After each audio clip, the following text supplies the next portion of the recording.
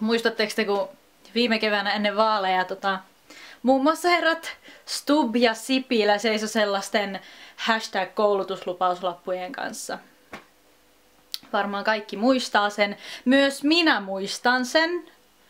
Ja mä haluaisin kysyä, että mitä osaa sanassa koulutuslupaus meidän rakkaat ministerit ei ymmärrä? Onko se tämä sana koulutus, eli niin kun koulutetaan ihmisiä, pistetään ne oppimaan asioita ja yritetään itse oppia asioita, vai onko se kenties sana lupaus, joka yleensä noin 99% ajasta tarkoittaa sitä, että luvataan joku asia, sanotaan, että tehdään se ja sitten tehdään se. Se ei mene niin, että sä lupaat jotakin, mutta sit puolen vuoden päästä sanot, että en mä mitään luvannutkaan, että mä teinkin näin. Luetaan täältä internetin ihmeellisestä maailmasta, että mitä sieltä ollaan oikein leikkaamassa. Eli tämmöisestä kuin taloussuomi.fi. Täällä sanotaan, että opintotukileikkaus 2016 lyhyesti. Jos hallituksen selvitysmiehen esitys tulee voimaan sellaisenaan, opintotuen leikkaukset ovat seuraavat. Korkeakouluopiskelijoiden opintoraha pienentyy 25%, eli neljänneksen siitä, millä me tällä hetkellä kitkutellaan.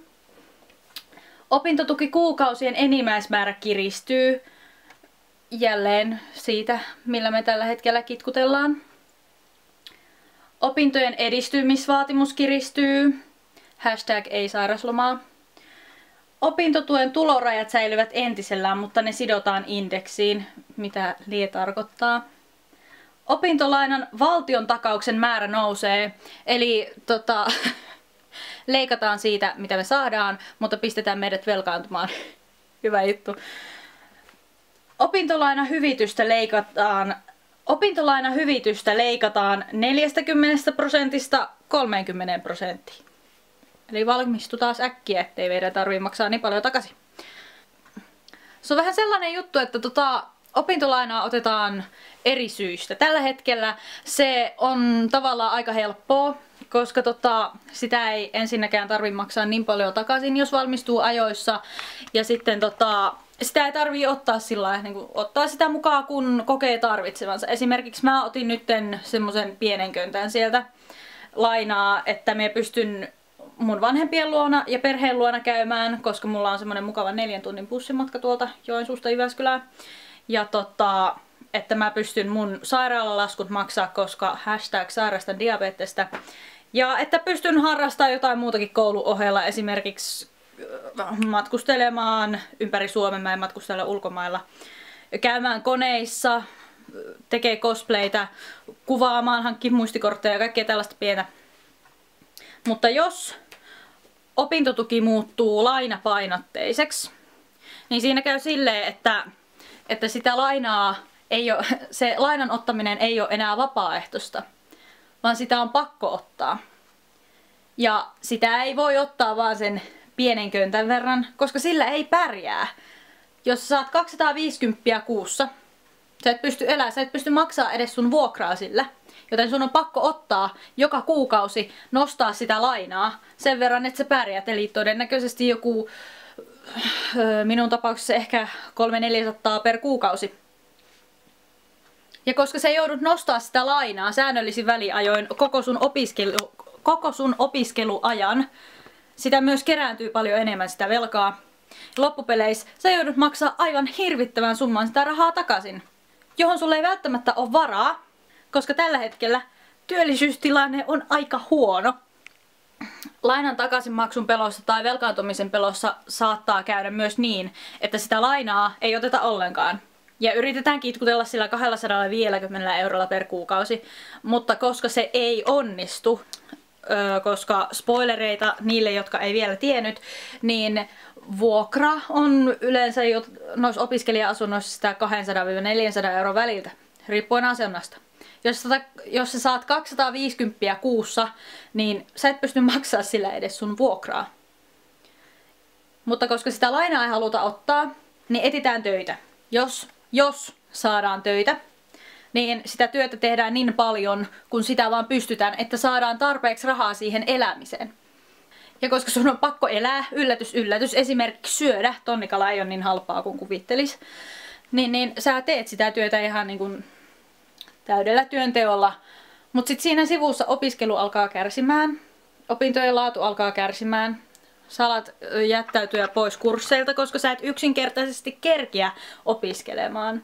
Sä rupeat menettää sun tukia, niitä vähäisiä pieniä tukia, joita sinä valtiolta saat, että sinä pystyt opiskelemaan ja elämään siinä opiskelun ohessa. Ja koska sä et halua velkaantua, niin sä jatkat sitä työntekoa. No, sit kaikki rupeaa kasaantumaan. Sä et ota sairaslomaa, sun sairaudet pitkittyy. Sä rupeat stressaa kaikista asioista, stressikierre, mahdolliset mielenterveyshäiriöt, kaiken maailman ties mitkä sivusairaudet ja muut siihen tulee. Hirveä lasku yhteiskunnalle. Onks tässä järkeä?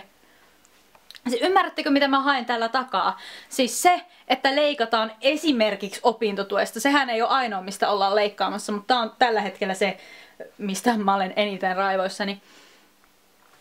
Jos tässä leikataan, niin säästöt on vähäiset, mutta välittömät.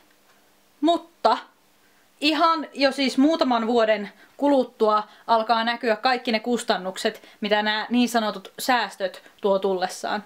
Siis mä jouduin googlaamaan kansanedustajien palkan, koska mä en tiedä tarkkaa suuntaa. Se oli jotain 6 000 ja 7 000 euron välillä. Mä voin vaan kuvitella, miten ministereillä ei ole minkäänlaista perspektiiviä siihen, miten opiskelijat elää sillä muutamalla 100 eurolla. Jos vertaa sitä, no sanotaan vaikka noin 500 euroa kuussa, millä minäkin esimerkiksi elän, siihen, että kansanedustaja saa jonkun 6 000 euroa kuussa, niin se 500 euroa on aika pieni osa siitä 6 000. Siis on aivan älytöntä olettaa, että korkeakouluopiskelija, joka todennäköisesti asuu yksin, eläisi samalla tukimäärällä, samalla rahamäärällä kuussa kuin esimerkiksi toisen asteen opiskelija. Ensinnäkin toisen asteen opiskelija, eli ammattikoululainen tai lukiolainen, asuu yleensä kotona. Ja siellähän on tämä mamma- ja pappa-betalar-politiikka. Paitsi no mahdollisesti kirjat ostetaan itse, mutta kaikki petipaikat ja ruuat ja muut, ne vanhemmat maksaa. Mutta sitten korkeakouluopiskelija kustantaa kaiken itse. Siis lääkkeistä, ruuasta, petipaikkaan, vuokraan, sähkö, vesi, internet, puhelinlasku, mitä kaikkea nyt vaan mieleen tulee, ne maksetaan kaikki itse. Huomaatteko te tätä eroa tässä korkeakouluopiskelijan ja niin kuin toisen asteen opiskelijan toimeentulon välillä? Musta tässä yritetään niin kuin tasapäistää, toisaalta eriarvoistaa, toisaalta tasapäistää opiskelijoiden niin kuin elämäntilanteita. Eriarvoistaa sen takia, että korkeakouluopiskelijat tulee aika erilaisista taustoista. Pienellä prosentilla on tämä pappa-betalar-mahdollisuus. Jos opintotuesta leikataan, niin se isi kyllä voi maksaa ja kustantaa ja heitellä muutaman satasen kuussa sinne tilille. Mutta suurimmalla osalla ei ole tätä mahdollisuutta. Toisaalta tasapäistää, koska oletetaan, että kaikilla on tismalleen samat lähtökohdat ja mahdollisuudet tähän elämiseen opintojen aikana. Vaikka, kuten äsken mainitsin, niin kaikilla ei ole sitä pappa-betalar-mahdollisuutta. Musta jotenkin hauskaa tässä on se, että rakas valtionvarainministerimme Alexander Stubb kävi mun entisellä lukiolla viime keväänä, kun mä siellä viime keväänä vielä opiskelin. Niin kävi siellä vierailulla sitten ennen vaaleja. Ja myös saatiin sitten kysellä kysymyksiä. Ja oli tämmöisiä valmiiksi kirjoitettuja kysymyksiä, mitkä käytiin sitten etukäteen läpi ja tälleen näin, että tiedettiin vähän, että mihin pitää vastata ja miten vastataan ja mitä sieltä on tulossa.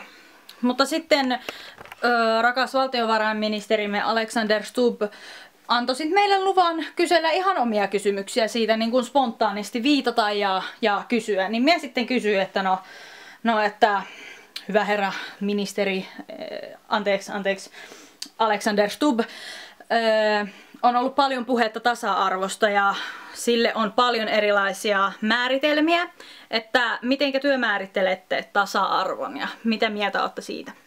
Niin mie en kauheasti muista, että mitä se Stubbi sieltä sitten rupesi suoltamaan, mutta sen mie muistan, että siinä lopussa herra Stubb oikein painotti, siis painotti, että hänen mielestään tasa-arvo ei ole tasapäistämistä ja että hän ei halua tasapäistää ihmisiä. Mut mitä ne tällä hetkellä tekee? Siis minä haluan pitää tämän videon suhteellisen lyhyenä, tai no en tiedä kuinka pitkäksi tää venyy, mutta en halua venyttää tätä semmoiseksi parituntiseksi videoksi kuitenkaan, koska sellaiseksi tää varmasti venyisi, jos mä rupeisin kaikesta mua asiassa vaivaavasta puhumaan. Tää oli pieni raapasu siitä, mitä minä ja varmasti monet, eli melkein kaikki opiskelijat ajattelee tällä hetkellä tästä asiasta. Mutta toivottavasti saitte edes jotakin selvää, mitä minä ajattelen nyt tästä. Mä ajattelin tehdä videon ja harjoitella vähän noita After Effectsia ja muiden käyttöä, koska alaa kuitenkin harrastelen tuolla opintojeni parissa. Mutta heippa dei!